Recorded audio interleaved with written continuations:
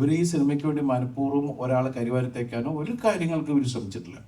അത് I M dam sure. എന്നെ സംബന്ധിച്ച് പറഞ്ഞാൽ ഏകദേശം 10-30 വർഷമായിട്ട് ഈ കയ്യടി കൊണ്ട് മാത്രമാണ് ഇവിടെ നിലനിൽക്കുന്നത്.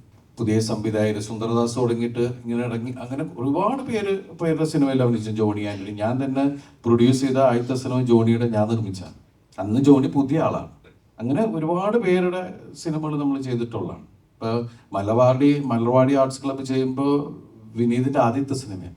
എന്ത് കണ്ടന്റ് നിങ്ങൾക്ക് സിനിമ ഇഷ്ടാവുണ്ടോ, അതിലെ പ്രമേയം ഇഷ്ടാവുണ്ടോ എന്നാണ് നോക്കുന്നത്. ഇന്ന താരം വരുന്നതുകൊണ്ട് ഈ സിനിമ ഇത്ര ദിവസം ഓടും അങ്ങനെയൊന്നും പണ്ടുണ്ടായിരുന്നു. അത് നമുക്കൊരു ഗ്യാരണ്ടി പോലെ ഉണ്ടായിരുന്നു. ഇന്ന ആർട്ടിസ്റ്റിന്റെ സിനിമ നമുക്കൊരു മിനിമം ഗ്യാരണ്ടി എന്ന്. ഇത് നമുക്ക് അങ്ങനെ പറയാൻ പറ്റൂല. ധ്യാൻ വന്ന് നിങ്ങളുടെ മുമ്പിലിരുന്ന് പറയുന്ന തമാശകള് ഇതൊക്കെ അതാണ്. എൻ്റെ വീട്ടിൽ എന്നെ എൻ്റെ അച്ഛനെയും പറയണോടാ എന്നൊക്കെ ചോദിച്ചാൽ ഞാനത് കണ്ടിട്ട് ഞാൻ ധ്യാനിനോട് ചോദിച്ചത്, ധ്യാൻ ഇത് എങ്ങനെയാണ് നീ പെർഫോം ചെയ്തത്? കാരണം ഒരു ചിരി പോലും ഇല്ലാണ്ട് ഭയങ്കര ഇതിൽ നിൽക്കുകയാണ്.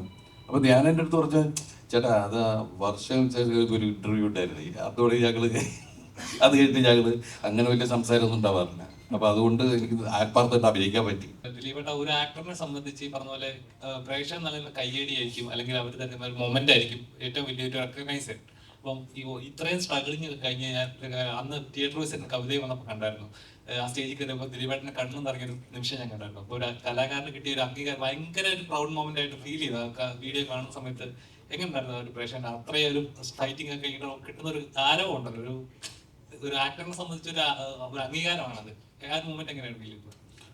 അല്ല, ഒരു കലാകാരൻ എന്ന് പറയുന്നത് ശരിക്കും പറഞ്ഞ പ്രേക്ഷകനെ സംബന്ധിച്ച് അവർ അടിക്കുന്ന 2 കൈ കൂട്ടിയടിക്കുന്ന ഒരു ശബ്ദം ഉണ്ടല്ലോ, അത് ഞങ്ങൾക്കുള്ള എനർജി എന്ന് പറഞ്ഞിട്ടുണ്ടെങ്കിൽ അത് നിസ്സാരമല്ല. അവരുടെ ആ സ്നേഹം എന്നെ സംബന്ധിച്ച് പറഞ്ഞാൽ ഏകദേശം 10-30 വർഷമായിട്ട് ഈ കയ്യടി കൊണ്ട് മാത്രമാണ് ഇവിടെ നിലനിൽക്കുന്നത്. ഏത് സമയത്തും എന്നെ വിശ്വസിച്ച് എൻ്റെ കൂടെ നിൽക്കുന്ന പ്രേക്ഷകർ. കാരണം അവരില്ലെങ്കിൽ പിന്നെ നമുക്കൊന്നുമില്ല എന്ന് പറയുന്ന ഒരു അവസ്ഥ. നമ്മൾ ആരുടെ മുമ്പിൽ ആടി തിമിർക്കാനാണ്. പിന്നെ ഈ പറയുന്ന ഒരു വലിയ പ്രോഡക്റ്റ് ഉണ്ടാവുന്നത് ഒരുപാട് പേരുടെ കൂട്ടായ്മയാണ്. എൻ്റെ കൂടെയുള്ള ആർട്ടിസ്റ്റുകൾ, അതുപോലെ എൻ്റെ ഡയറക്ടർ. ഇപ്പോൾ ഈ ഡയറക്ടറെ സംബന്ധിച്ച് ഒരു ധനഞ്ജയ് ഒരു ആദ്യമായിട്ടൊരു സിനിമ ചെയ്ത പോലെയല്ല. ഒരു പുതിയ ഒരാൾക്ക് ശരിക്കും പറഞ്ഞാൽ ഇത്രയും ആർട്ടിസ്റ്റുകളെ കിട്ടുമ്പോൾ തന്നെ പതറിപ്പോവും. പക്ഷേ അതിന് ഈ കഥ എന്നിലേക്ക് എത്തിച്ചത് വിനീത് ശ്രീനിവാസനാണ്. വിനീതാണ് എന്നെ വിളിച്ച് പറഞ്ഞത്, ദിലീപേട്ട ഒരു കഥയുണ്ടെന്ന് കേട്ടു നോക്കൂ. കഥ എന്ന് പറയാൻ പറ്റില്ല, ഒരു സംഭവങ്ങളാണ്, അതൊന്ന് കേട്ടു നോക്കൂ, എന്നിട്ട് നമുക്കതെങ്ങനെയാണെന്ന് ആലോചിക്കാം. നമുക്കൊരു പ്രാന്തം പരിപാടിയാണ് എന്ന് പറഞ്ഞ് ഞാൻ പറഞ്ഞു കേൾക്കാം എന്ന് പറഞ്ഞിട്ടാണ് നമ്മളിങ്ങനെ ഇങ്ങനൊരു അവസ്ഥ ഉണ്ടാക്കിയത്. സിനിമ ഈ കഥ കേട്ട് കഴിയുമ്പോൾ ഞാൻ പറഞ്ഞത് ഇത് തന്നെയാണ്, നമ്മളിതൊരു ഭ്രാന്തൻ പോക്കാണ്, ഇതിൻ്റെ ഫെയ്റ്റും നമുക്ക് അറിഞ്ഞുകൂടാ എന്നുള്ള രീതിയിലാണ്. കാരണം വെച്ചിട്ടുണ്ടെങ്കിൽ ഒരുപാട് അതിൽ ധനഞ്ജയുടെ ഇത് തന്നെയായിരുന്നു. ഞാൻ ഇൻട്രോ സീക്വൻസിൽ പാട്ടിടുന്ന വിഷയം, മിസ്റ്റർ ബട്ട്ലറുടെ പാട്ടിടുമ്പോൾ അപ്പം ഞാൻ ധനഞ്ജയ് ഇത് നമ്മൾ ഏത് റിയാലിറ്റി ഷോയ്ക്ക് ചെല്ലുമ്പോഴും ഈ പാട്ടിടുന്നുണ്ട്. അപ്പം അത് ജനങ്ങൾക്ക് എത്രത്തോളം സിനിമയിൽ വരുമ്പോൾ നമുക്കറിയില്ല എന്നുള്ള രീതിയിൽ പറഞ്ഞില്ല. ഏട്ടാ അത് കറക്റ്റ് ആവും. അങ്ങനെ നമ്മൾ 2 പാട്ടും കൂടി എല്ലാവർക്കും ഇഷ്ടമുള്ള 2 പാട്ട്. കാരണം ആ പാട്ട് എപ്പോൾ വേണമെങ്കിലും മാറ്റാവുന്ന ഒരു ഐറ്റം വന്നിട്ടുണ്ടല്ലോ. അപ്പോൾ അതുകൊണ്ട് അതിങ്ങനെ ഞെക്കിക്കൊണ്ടിരുന്ന് കഴിഞ്ഞാൽ നമുക്ക് പാട്ട് മാറ്റി കഴിച്ചേ. പക്ഷെ അതൊക്കെ ഗംഭീരമായിട്ട് തിയേറ്ററിൽ വർക്കൗട്ടായി എന്ന് പറയുന്ന ഒരു സാധനം ഉണ്ടല്ലോ. ഇതിപ്പോൾ ഇതിങ്ങനെ ഒരു സിനിമ, ഈ സിനിമയിൽ മാത്രമേ ഇമ്മാതിരി പരിപാടികൾ ചെയ്യാൻ പറ്റുള്ളൂ. ഇനിയിപ്പോൾ ധനഞ്ജയ്ക്കാണ് ഏറ്റവും ടെൻഷൻ. ധനഞ്ജയിൻ്റെ അടുത്ത സിനിമ എന്തായിരിക്കും എന്നുള്ളതാണ്. ഈ സിനിമ ഇപ്പൊ നമ്മൾ ലാലേട്ടനെ ഏറ്റവും കൂടുതൽ എങ്ങനെ കാണാൻ ആഗ്രഹിച്ചു, അങ്ങനെ നമ്മൾ ചെയ്തിട്ടുണ്ട്. ഇപ്പൊ നമ്മുടെയും വേറെ കുറച്ച് സിനിമയിലെ ചിന്തകളൊക്കെ ചിലപ്പോൾ അതിൽ വന്നിട്ടുണ്ടാവും. അതുപോലെ എല്ലാ ആർട്ടിസ്റ്റുകളുടെയും ഓരോ സെക്കൻഡിലും പുതിയ കാര്യങ്ങൾ നടക്കുന്നു. ഈ സിനിമയ്ക്ക് പ്രെഡിക്റ്റ് ചെയ്യാൻ പറ്റാത്തൊരു അവസ്ഥ ഉണ്ടായിരുന്നു, മനസ്സിലായില്ലേ? അപ്പൊ അതൊക്കെ ഗംഭീരമായിട്ട് വർക്കൗട്ടായി.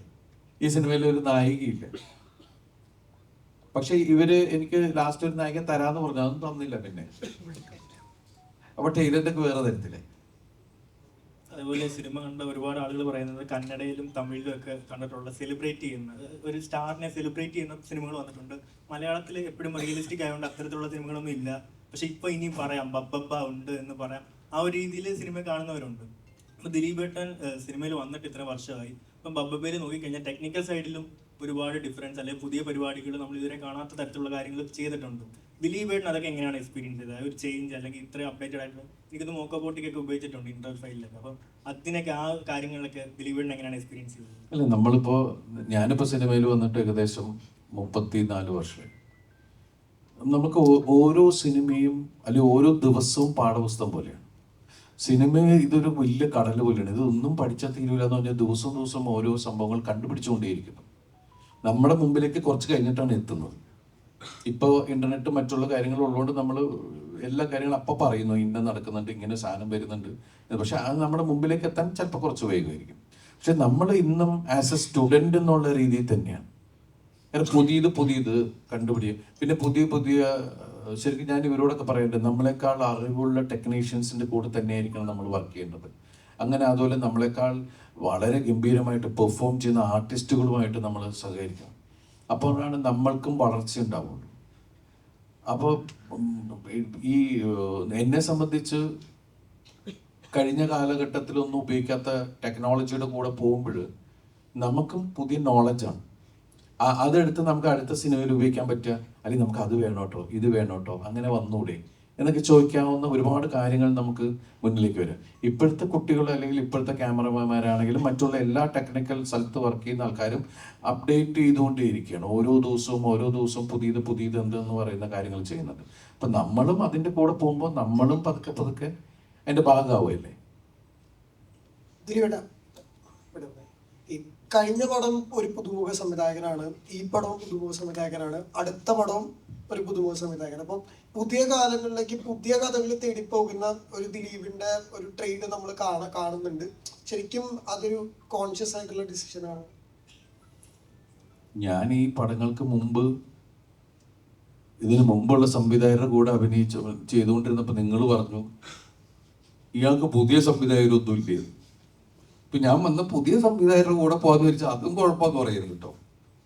ഇല്ല, ഇഷ്ടമാണ്. ഞാൻ ഏറ്റവും കൂടുതൽ പുതിയ സംവിധായകരുടെ കൂടെ തന്നെ എത്രയോ വർഷങ്ങൾക്ക് മുമ്പ് വന്നു തുടങ്ങിയിട്ടുള്ള ആളാണ് ഞാൻ ചെയ്തിട്ട് എത്രയോ സിനിമകളുണ്ട്. പുതിയ ആൾക്കാരുടെ കൂടെ ചെയ്തിട്ടുണ്ട്, പുതിയ നായകന്മാരുടെ കൂടെ അഭിനയിച്ചിട്ടുണ്ട്, പുതിയ സംവിധായകർ സുന്ദർദാസ് തുടങ്ങിയിട്ട് ഇങ്ങനെ ഇറങ്ങി അങ്ങനെ ഒരുപാട് പേരുടെ സിനിമയിൽ അഭിനയിച്ചു. ജോണി ആന്റണി ഞാൻ തന്നെ പ്രൊഡ്യൂസ് ചെയ്ത ആദ്യത്തെ സിനിമ ജോണിയുടെ ഞാൻ നിർമ്മിച്ചാണ്. അന്ന് ജോണി പുതിയ ആളാണ്.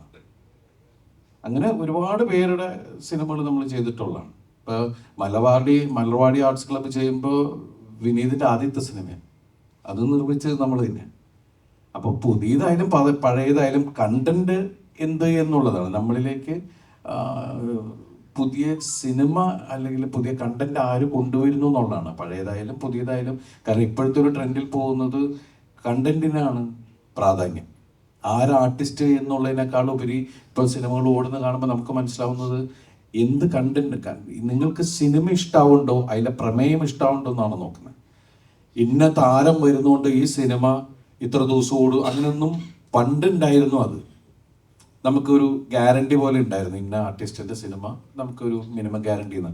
ഇത് നമുക്ക് അങ്ങനെ പറയാൻ പറ്റൂല.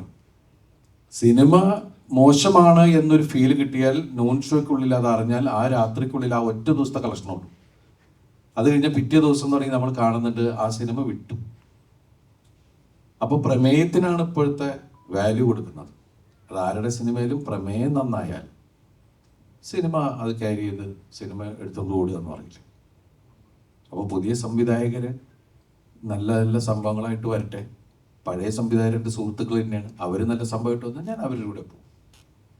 ചില കഥാപാത്രങ്ങൾ കാണുമ്പോൾ നമുക്ക് അല്ലെങ്കിൽ ചില കഥകൾ കേൾക്കുമ്പോൾ നമുക്ക് ഒരു ആക്ടറിന് കിട്ടുന്ന ഒരു ഫ്രീഡം ഉണ്ട്. അല്ലെങ്കിൽ ആ കഥാപാത്രത്തിനകത്ത് നിന്ന് ചെയ്യേണ്ട ഇതുണ്ടാവും, അല്ലെങ്കിൽ എനിക്ക് ഇഷ്ടത്തിന് ചെയ്യാൻ പറ്റുന്ന ഒരു സ്പേസ് ഉണ്ടാവും. അപ്പം ഇതിലെ കഥാപാത്രം വെച്ച് നോക്കുമ്പോഴേക്കും ദിലീപേട്ടന് എന്താ പറയാ എന്ത് വേണേലും ചെയ്യാൻ പറ്റുന്ന ഒരു സ്പേസ് കിട്ടുന്ന ഒരു കഥാപാത്രമായിരുന്നു. ശരിക്കും ഇതേപോലെ ഒരു കഥാപാത്രം കിട്ടാനാണ് വെയിറ്റ് ചെയ്യുന്നത്. എനിക്ക് ഫ്രീഡം ആയിട്ട് ഇല്ല, എൻ്റെ ഫ്രീഡത്തിന് ഇതിനകത്ത് ഞാനൊന്നും ചെയ്തിട്ടില്ല. കാരണം ഇവർ കൺസീവ് ചെയ്ത സിനിമയാണ്. കഥാപാത്രത്തിന്റെ ഒരു ഫ്രീഡം അല്ല, അതാ ഞാൻ പറഞ്ഞത്. ഈ കഥാപാത്രം എന്ത് ചെയ്യുമ്പോഴും ഞാൻ ഇവരോട് ചോദിക്കുന്നത് ഞാൻ ശരിയാണോ ചെയ്യുന്നത്, ഇതിങ്ങനെ മതിയോ, ഇത് ഇത്രത്തോളം മതിയോ എന്ന് ഇവർ ഓക്കെ പറയുന്ന ആ രീതിക്ക് തന്നെ ഞാൻ പോയിട്ടുള്ളത്. മനസ്സിലായില്ലേ? കഥാപാത്രം എന്ന് വെച്ചിട്ടുണ്ടെങ്കിൽ അതിന്റെ അളവ് പോലും നിശ്ചയിച്ചത് ഇവരാണ്. ഇതാണ് നമുക്ക് വെച്ചത്. അതിപ്പോൾ അതിലെ എല്ലാ ആർട്ടിസ്റ്റുകളും, ലാലേട്ടൻ വരെ എപ്പോഴും ഞാൻ കണ്ടതിൽ ഏറ്റവും കൂടുതൽ ഒരു ഡയറക്ടറെ എന്താ പറയുക, ഭയങ്കര വാല്യൂ കൊടുത്ത് ഡയറക്ടർ പറയുന്നത് അങ്ങനെ തന്നെ മീൻസ് ഒരു ഇതുമില്ലാണ്ട് പുള്ളിക്ക് അത് ഓക്കെ ആണെങ്കിൽ ഓക്കെ, അത് പുള്ളിക്ക് ഇഷ്ടമാണോ ഇല്ലേ എന്നുള്ളതല്ല, ആ ഡയറക്ടർ എന്താ ആഗ്രഹിക്കുന്നു അത് കൊടുക്കും. നമ്മൾ ചിലപ്പോൾ ആർഗ്യുമെന്റിലെങ്കിലും പോകും, അല്ല അത് കുഴപ്പമാവണില്ലേ, അത് ഇതാവണില്ലേ എന്ന് ചോദിക്കുന്ന ലാലേട്ടൻ 1-2 തവണ പറയും. അത് കഴിഞ്ഞാൽ ലാലേട്ടൻ അത് വിടും, ശരി അദ്ദേഹത്തിന് അതാണ് ആവശ്യമെങ്കിൽ കൊടുത്തേക്കാം. നമ്മൾ പിന്നെ ആർക്കും ഇതത് വാങ്ങിച്ച് നമുക്ക് ചോദിക്കാൻ നിൽക്കും, നമ്മുടെ രീതിക്ക് ആക്കാൻ ശ്രമിക്കും. ആക്കാൻ രീതിക്കല്ല, നമ്മൾ പറഞ്ഞത് അത് വേണ്ടേ എന്ന് പറയുന്ന സ്ഥലത്തേക്ക് ചിലപ്പോൾ ഇരിക്കും. പക്ഷെ ഈ സിനിമയിൽ എല്ലാവരും ഇവർ ഉണ്ടാക്കിയ, ഇവർ കണ്ട സിനിമയിലേക്കാണ് നമ്മളെല്ലാം. ഈവൻ ഞാൻ അത്ഭുതപ്പെട്ടത് ഈ ഇദ്ദേഹത്തിന്റെ ഗുരുവാണ് വിനീത് ശ്രീനിവാസൻ. ഈ വിനീത് പോലും ഞാൻ എന്താ ചെയ്യേണ്ടത് ചോദിച്ചു എന്ന് പറയുന്ന ഒരു സാധനം ഉണ്ടല്ലോ. അപ്പൊ ആ ഒരു രീതിയിലാണ് എല്ലാവരും ഇതിനെ ബിഹേവ് ചെയ്തത്. വെച്ചാൽ ഇതിനകത്ത് ഇപ്പൊ ധ്യാൻ വിനീതുള്ള സീക്വൻസ് നിങ്ങൾ കണ്ടതാണ്. നമ്മൾ ഒരുപാട് തിയേറ്ററിൽ പൊട്ടിച്ചിരിച്ചു കണ്ടത്. കാരണം ഡേറ്റ് ലൈഫിൽ ധ്യാൻ വന്ന് നിങ്ങളുടെ മുമ്പിൽ ഇരുന്ന് പറയുന്ന തമാശകള് ഇതൊക്കെ അതാണ്. എൻ്റെ വീട്ടിൽ എന്നെ എൻ്റെ അച്ഛനെയും പറയണോടാ എന്നൊക്കെ ചോദിച്ചിട്ട് ചോദിച്ചാൽ അപ്പം ഞാൻ അത് സ്ക്രീനിലാണ് കണ്ടത്. എനിക്ക് അപ്പോൾ കോമ്പിനേഷൻ ഇല്ല. അപ്പൊ ഞാനത് കണ്ടിട്ട് ഞാൻ ധ്യാനിനോട് ചോദിച്ചത്, ധ്യാൻ ഇത് എങ്ങനെയാണ് നീ പെർഫോം ചെയ്തത്? കാരണം ഒരു ചിരി പോലും ഇല്ലാണ്ട് ഭയങ്കര ഇതിൽ നിൽക്കുകയാണ്. അപ്പൊ ധ്യാൻ എൻ്റെ അടുത്ത് പറഞ്ഞാൽ, ചേട്ടാ അത് വർഷം ഒരു ഇന്റർവ്യൂ ഉണ്ടായിരുന്നു, അതോടെ ഞങ്ങള് അത് കഴിഞ്ഞിട്ട് ഞങ്ങള് അങ്ങനെ വലിയ സംസാരമൊന്നും ഉണ്ടാവാറില്ല. അപ്പൊ അതുകൊണ്ട് എനിക്ക് ആത്മാർത്ഥമായിട്ട് അഭിനയിക്കാൻ പറ്റി എന്ന് പറയാം. അപ്പൊ അതൊക്കെ ആ ഒരു എന്ന് പറഞ്ഞിട്ട് അതിന്റെ പേരിൽ വിനീതിന് ദേഷ്യം അതൊന്നുമല്ല. അപ്പൊ ആ ഒരു രസകരമായിട്ട് വിനീതും ധ്യാനും ഒക്കെ ഇതിന്റെ കൂടെ തന്നെ നിൽക്കുക.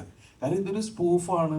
വിനീത് തന്നെയാണ് ഈ മറ്റേ ചെന്നൈ എന്ന് പറഞ്ഞ കാര്യം പറഞ്ഞിട്ടുള്ള സ്ഥലം. കാരണം അത് വിനീതിന്റെ ഉള്ളിൽ അത് ഭയങ്കര കുഴപ്പമാണെങ്കിൽ ധനഞ്ജയ് ഒരിക്കലും അത് ചെയ്യുകയില്ല. എനിക്ക് തോന്നുന്നു ഞാൻ കാണുമ്പോൾ അത് ഡബ് ചെയ്ത് വെച്ചത് വിനീത് തന്നെയാണ്. കാരണം എന്ന് വെച്ചിട്ടുണ്ടെങ്കിൽ അത്രയും ആ സിനിമയെ സ്പൂഫായിട്ട് കാണുകയും മറ്റുള്ളവർ കളിയാക്കുന്നതിനെ ഉൾക്കൊണ്ടിട്ട് തന്നെയാണ്. അപ്പൊ ഒരു വിശാലമായ മനസ്സ് എന്ന് പറയുന്ന ഒരു സാധനമുണ്ട് ഇതിനകത്ത്. നമ്മൾ മറ്റുള്ളവർക്ക് രസിക്കാവുന്ന സാധനങ്ങൾ എന്തൊക്കെ നമുക്ക് ചെയ്യാൻ പറ്റും എന്നുള്ളതാണ്. പിന്നെ ഇതിനകത്ത് ഒന്നിനെയും ഇവർ സിനിമ ഉണ്ടാക്കുന്ന സമയത്തും കഥ പറയുന്ന സമയത്തും ഇവരാരെ ഹേർട്ട് ചെയ്യാത്ത രീതിയിൽ തന്നെയാണ് ഓരോ കാര്യങ്ങൾ ചെയ്തിട്ടുള്ളത്. ഇവർ ഈ സിനിമയ്ക്ക് വേണ്ടി മനഃപൂർവ്വം ഒരാളെ കരിവാരത്തേക്കാനോ ഒരു കാര്യങ്ങൾക്ക് ഇവർ ശ്രമിച്ചിട്ടില്ല. അത് ഐ എം ഡാം ഷുവർ. പക്ഷേ സിനിമ വന്നു കഴിഞ്ഞപ്പോൾ വേറെ രീതിയിലൊക്കെ സംസാരിച്ചപ്പോൾ ഭയങ്കര ഹേർട്ടായി ഇവർ. കാരണം ഒരു സിനിമ പണ്ടൊക്കെ എന്താണെന്ന് വെച്ചിട്ടുണ്ടെങ്കിൽ പെട്ടെന്ന് അത് മുറിച്ച് മാറ്റണം എന്ന് പറഞ്ഞിട്ടുണ്ടെങ്കിൽ ഫിലിം ആകുമ്പോൾ നമുക്ക് എഡിറ്റിംഗ് ടേബിൾ അപ്പം തന്നെ മറ്റേ പ്രൊജക്ടർ റൂമിൻ്റെ ബാക്കിൽ കൊണ്ടിട്ട് അത് അത്ര അങ്ങോട്ട് കട്ട് ചെയ്ത് മാറ്റി ഒട്ടിച്ച് വിട്ടാൽ മതി. ഇന്നതല്ല.